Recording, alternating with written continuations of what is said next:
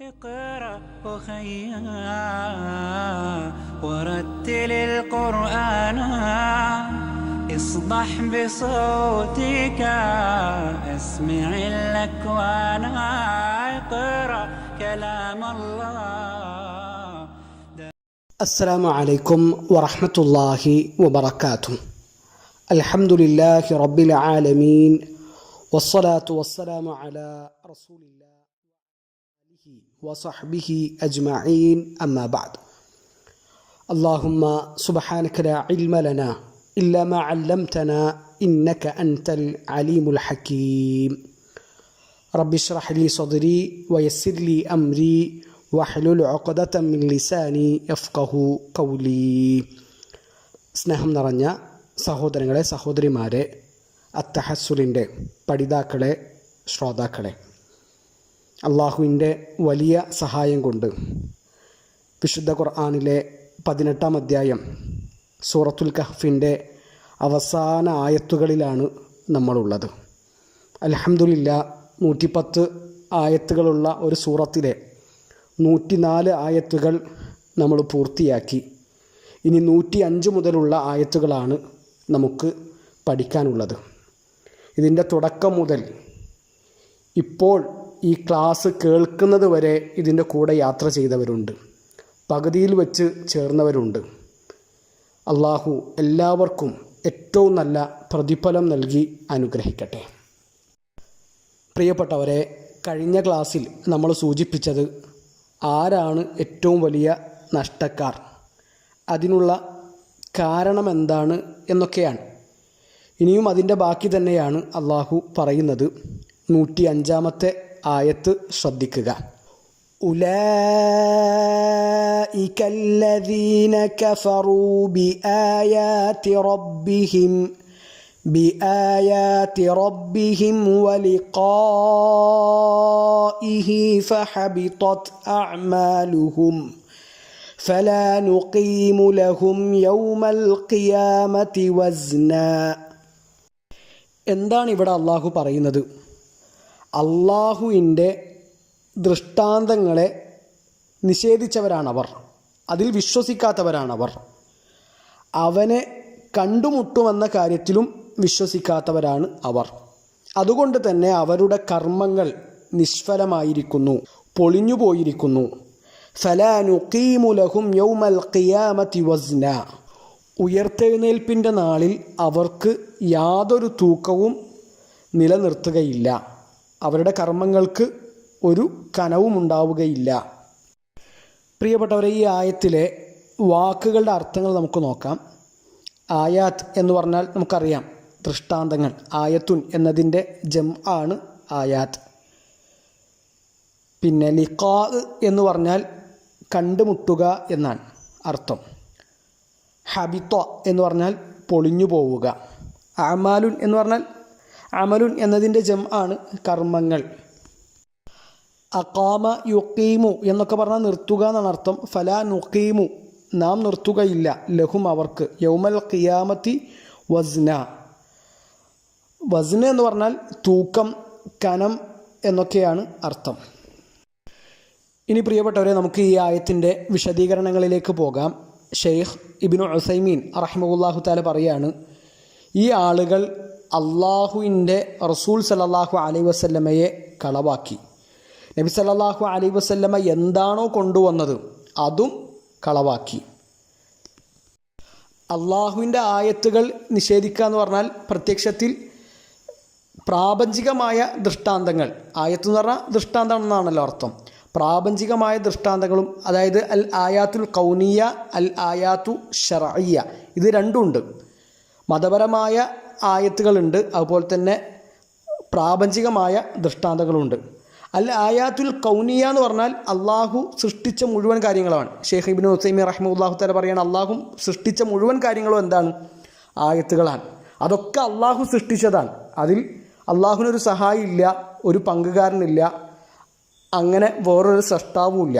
ഇതൊക്കെ അള്ളാഹു സൃഷ്ടിച്ചതാണ്. അപ്പോൾ അതിനെ നമുക്ക് നിഷേധിക്കാൻ പറ്റൂല. ഈ ലോകം മുഴുവൻ സൃഷ്ടിച്ചത് ആരാണ്? അള്ളാഹുവാണ്.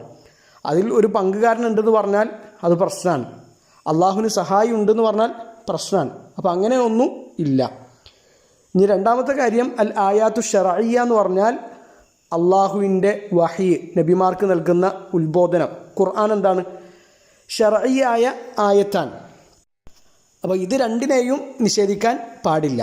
ഇവിടെ മക്കയിലെ മുശ്രിക്കുകൾ അവർ നിഷേധിച്ചത് എന്താണ്? അൽ ആയാത്തുൽ കൗനിയയാണോ? അല്ല, അവർ നിഷേധിച്ചത് അൽ ആയാത്തു ഷറഇയ്യയാണ്.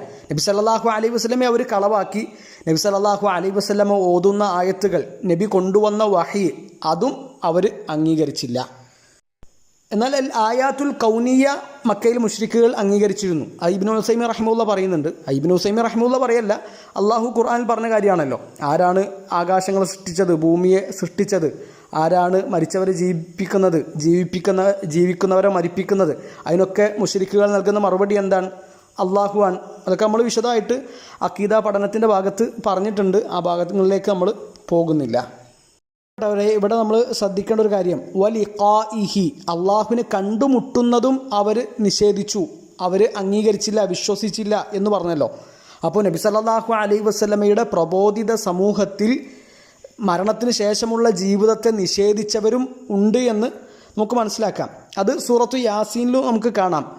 നബിൻ്റെ മുമ്പിൽ വന്നിട്ട് ഒരു ഉണങ്ങിയ എല്ല് അത് പൊടിച്ച് കാറ്റിൽ പറത്തിയിട്ട് അവർ ചോദിച്ച ചോദ്യമാണ്, മുഹമ്മദേ, ഈ കാറ്റിൽ പറത്തിക്കളഞ്ഞ എല്ലിൻ കഷ്ണങ്ങൾ, ആ എല്ലിൻ്റെ പൊടി അതാരാണ് ജീവിപ്പിക്കുക എന്നാണ്. അതിന് ഖുർആൻ നൽകുന്ന മറുപടി വളരെ പ്രസക്തമാണ്, വളരെ ചിന്തനീയമാണ്. സൂറത്തു യാസീൻ 36-ാമത്തെ അധ്യായമാണ്. അതിലെ 77, 78, 79 ആയത്തുകൾ നമ്മൾ ശരിക്ക് ഒന്ന് മനസ്സിരുത്തി വായിക്കണം. ഖാല മൻ യുഹീൽ ഇദാമ വഹിയ റമീം, എല്ലുകൾ ദ്രവിച്ചു പോയിരിക്കെ ആരാണ് അവക്ക് ജീവൻ നൽകുന്നത്? ഇതാണ് അവരുടെ ചോദ്യം, മരണത്തിന് ശേഷമുള്ള ജീവിതം നിഷേധിച്ചവൻ്റെ ചോദ്യം. ഖുൽ, നബിയെ പറയുക, യുഹീഹല്ലദീ അൻശഅഹാ അവ്വല മറ, ആദ്യ തവണ അവയെ ഉണ്ടാക്കിയവൻ ആരാണ്? അവൻ തന്നെ അവക്ക് ജീവൻ നൽകുന്നതാണ്. വഹുവ ബികുല്ലി ഖൽഖിൻ അലീം, അവൻ എല്ലാത്തരം സൃഷ്ടിപ്പിനെ പറ്റിയും അറിവുള്ളവനാണ്. എന്നിട്ട് സൂറത്തുൽ കഹ്ഫിലെ അവസാന ഭാഗത്ത്, ആ ആയത്തിൻ്റെ ബാക്കി ഭാഗത്ത് അള്ളാഹു പറയാണ്, ഫഹബിതത് അഅമാലുഹും, അതുകൊണ്ട് തന്നെ അവരുടെ കർമ്മങ്ങൾ പൊളിഞ്ഞു പോയിരിക്കുന്നു. അള്ളാഹുവിൻ്റെ ആയത്തുകൾ അവർ നിഷേധിച്ചു, അള്ളാഹുവിനെ കണ്ടുമുട്ടുമെന്ന കാര്യം അവർ നിഷേധിച്ചു, അതുകൊണ്ട് അവരുടെ കർമ്മങ്ങൾ പൊളിഞ്ഞു പോയിരിക്കുന്നു. ഫലാ നുഖീമു ലഹും യൗമൽ ഖിയാമത്തി വസ്ന, ഖിയാമത്ത് നാളിൽ അവർക്ക് ഒരു തൂക്കവും ഉണ്ടാവുകയില്ല. അപ്പോൾ ഒരാൾക്ക് ഈമാനില്ല എങ്കിൽ അയാൾ എന്ത് ചെയ്തിട്ടും ഒരു കാര്യമില്ല.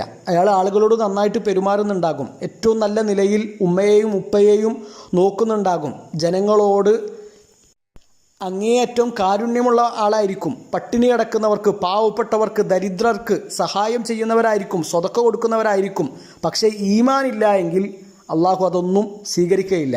ഷെയ്ഖ് ഇബ്നു ഉസൈമീൻ റഹിമഹുല്ലാഹു തആല പറയുന്നുണ്ട്, അങ്ങനെ നല്ല നിലയിൽ ജീവിച്ച ഒരു കാഫിറായ മനുഷ്യന് അള്ളാഹു ഉദ്ദേശിക്കുകയാണെങ്കിൽ ദുനിയാവിൽ അതിൻ്റെ പ്രതിഫലങ്ങൾ കാണാം, എന്നാൽ ആഖിറത്തിൽ അവൻക്ക് ഒരു ഓഹരിയും ഉണ്ടാവുകയില്ല.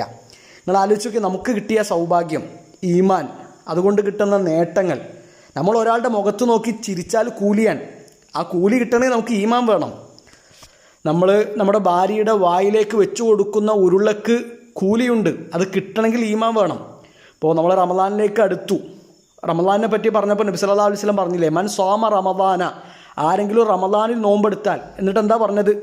ഈമാനൻ വഹ്തിസാബൻ, ഈമാനോടുകൂടി പ്രതിഫലം പ്രതീക്ഷിച്ചുകൊണ്ട്, അള്ളാഹുവിൻ്റെ അടുക്കൽ നിന്ന് കൂലി കിട്ടുമെന്ന് ആഗ്രഹിച്ചുകൊണ്ട്. അപ്പോൾ ആദ്യം പറഞ്ഞത് എന്താണ്? ഈമാനാൻ. മൻ ഖാമ റമദാന, ആരെങ്കിലും റമദാനിൽ നിന്ന് നിസ്കരിച്ചാൽ, എങ്ങനെ? ഈമാനൻ വഹ്തിസാബ, ഈമാനോടുകൂടി പ്രതിഫലം പ്രതീക്ഷിച്ചുകൊണ്ട്. അപ്പോൾ ഈമാൻ എന്നുള്ളത് ഏറ്റവും പ്രധാനപ്പെട്ട കാര്യമാണ്. അള്ളാഹുവിൽ വിശ്വാസമില്ല, മരണത്തിന് ശേഷമുള്ള ജീവിതത്തിൽ വിശ്വാസമില്ല, മരിച്ചാൽ എല്ലാം തീർന്നു എന്നാണ് ഒരാളുടെ വിശ്വാസമെങ്കിൽ അയാൾ എന്ത് ചെയ്താലും ആഖിറത്തിൽ അയാൾക്ക് ഒരു ഉപകാരം ഉണ്ടാവില്ല, അതുകൊണ്ട് ഒരു നേട്ടവും ഉണ്ടാവില്ല എന്നാണ് ഈ ആയത്തുകൾ നമ്മളെ പഠിപ്പിക്കുന്നത്. ഇനി ഇവിടെ നമ്മൾ മനസ്സിലാക്കേണ്ട ഒരു കാര്യം, ഒരാൾ മുസ്ലിമാണ്, എന്നാൽ അയാൾ ദീനിൽ നിന്ന് പുറത്തുപോയി, മുർത്തദ്ദായി, അയാളുടെ കർമ്മങ്ങൾ ആ മുർത്തദ്ദായി എന്നതോടുകൂടി തന്നെ പൊളിഞ്ഞു പോകുമോ? അതല്ല അവിടെ വേറെ എന്തെങ്കിലും നിബന്ധനയുണ്ടോ? അവിടെ വേറൊരു നിബന്ധന കൂടിയുണ്ട്. ഒരാൾ മുസ്ലിമാണ്, അയാൾ ഇസ്ലാമിൽ നിന്ന് പുറത്തുപോയി, അതോടുകൂടി അയാളുടെ എല്ലാ കർമ്മങ്ങളും പൊളിഞ്ഞു പോയി എന്നല്ല.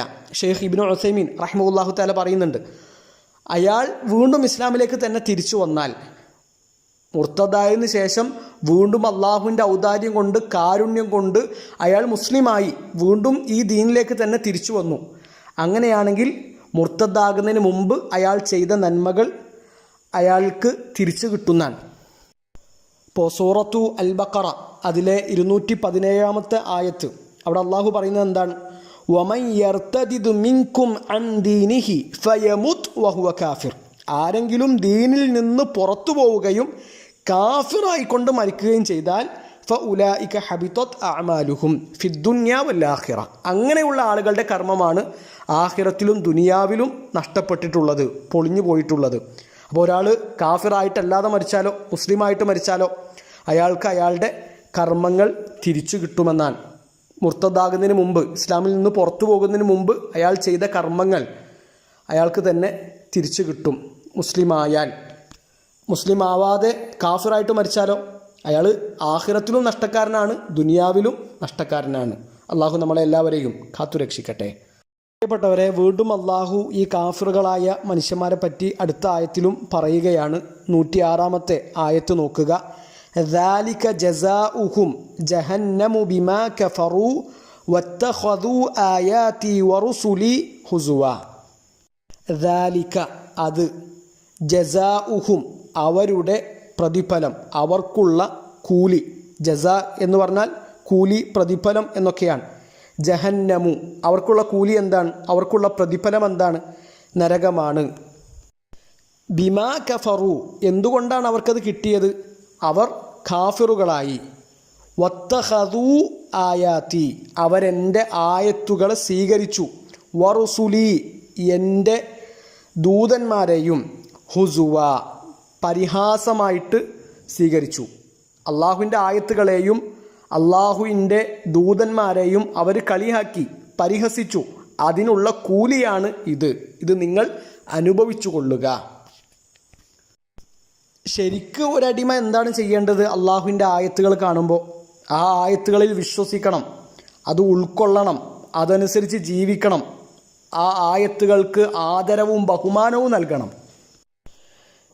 ഇവിടെ അതൊന്നും സംഭവിക്കുന്നില്ല എന്ന് മാത്രമല്ല, ഇവർ അതിനെ നിഷേധിക്കുകയും പരിഹസിക്കുകയൊക്കെയാണ് ചെയ്യുന്നത്. അപ്പോൾ അതിന് ഏറ്റവും അർഹതയുള്ള ഒരു കൂലിയാണ് അള്ളാഹു അവർക്ക് പകരമായിട്ട് കൊടുക്കുന്നത്. ഇനി തൊട്ടടുത്ത ആയത്തുകളിൽ അള്ളാഹു പറയുന്നത് മുഅ്മിനുകളായ ആളുകൾക്കുള്ള പ്രതിഫലത്തെ പറ്റിയും അവരുടെ അവസ്ഥയെ പറ്റിയിട്ടുമാണ്. അത് ഖുർആൻ്റെ ഒരു ശൈലിയാണ്. കാഫിറുകളെ പറ്റി പറഞ്ഞാൽ അവരുടെ പരിഹാസത്തെ പറ്റിയും അവർക്ക് കിട്ടുന്ന കൂലിയെ പറ്റിയൊക്കെ സംസാരിച്ചാൽ പിന്നെ മുഅ്മിനുകളെ പറ്റിയും പറയും. അപ്പോൾ അതാണ് ശേഷമുള്ള ആയത്തുകളിൽ അള്ളാഹു സൂചിപ്പിക്കുന്നത്. ഇൻഷാ അല്ലാഹ് അത് വിശദമായിട്ട് അടുത്ത ക്ലാസ്സുകളിൽ നമുക്ക് സംസാരിക്കാം. അള്ളാഹു കൂടുതൽ അറിയാനും പഠിക്കാനും നമ്മളെല്ലാവരെയും സഹായിക്കട്ടെ. അഖൂലു ഖൗലി ഹാദാ അസ്തഗ്ഫിറുല്ലാഹ ലി വലക്കും വലിജമീഇൽ മുസ്ലിമീൻ. അസ്സലാമു അലൈക്കും വറഹ്മത്തുള്ളാഹി വബറകാതുഹു.